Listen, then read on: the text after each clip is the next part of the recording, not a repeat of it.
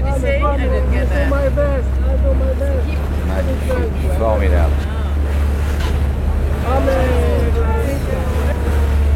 Look at this. Salut les géologiques et bienvenue sur la chaîne. Dans la série de vidéos à la recherche de, nous partons aujourd'hui dans l'archipel des Cyclades et plus précisément à Milos. Dans Google Images, je tape Milos et je tombe sur quoi? Ça.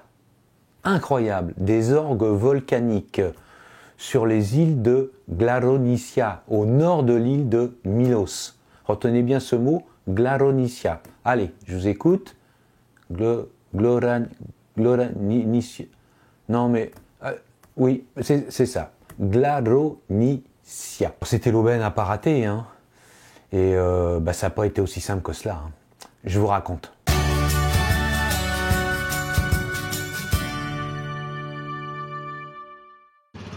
Salut les géologiques. Départ. Salut les géologiques. Départ. Quel bolos, il est même pas capable de dire salut les géologiques. Départ à 10h du port de Polonia sur le bateau d'Andreas Malis. Le ciel est splendide, mais c'est un peu un pléonasme en Grèce. Direction l'île de Timolos avec ses magnifiques rochers de cendres volcaniques. Puis midi, un super barbecue. On y reste 2h30.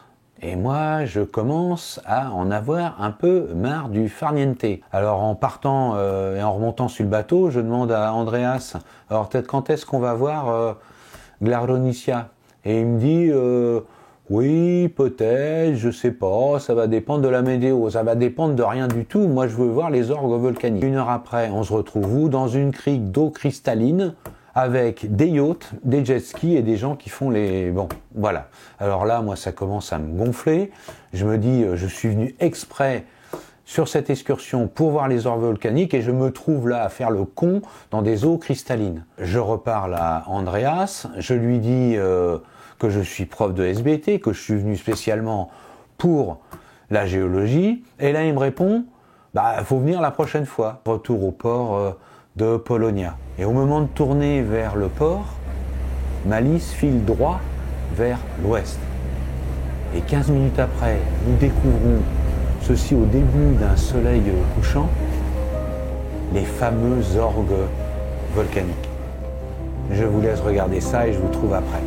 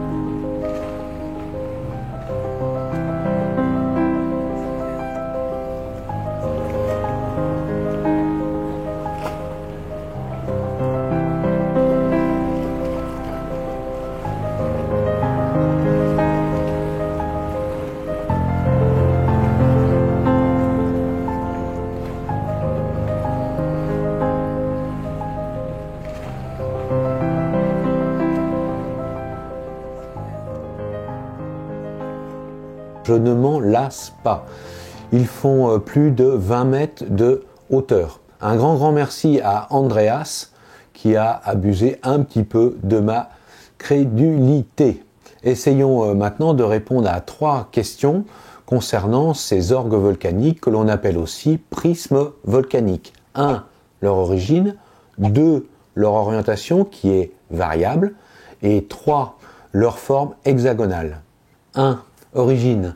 Il faut savoir qu'une lave, c'est-à-dire un liquide de roche en fusion émise par un volcan en surface, va se refroidir, se solidifier sous la forme d'une roche.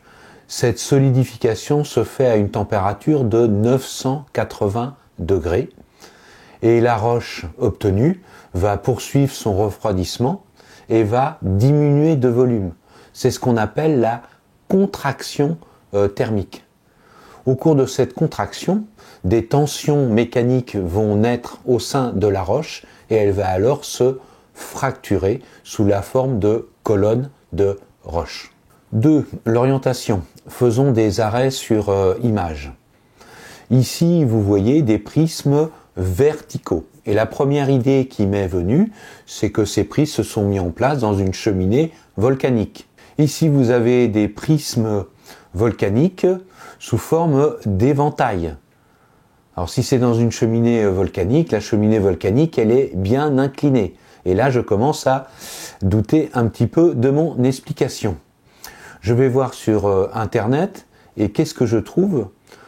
Eh bien, je lis que les fracturations se font perpendiculairement à la surface de refroidissement. Donc là, il ne s'agit pas d'une cheminée volcanique, parce que si c'était une cheminée volcanique, la surface de refroidissement serait verticale et les fracturations se feraient perpendiculairement avec la cheminée volcanique.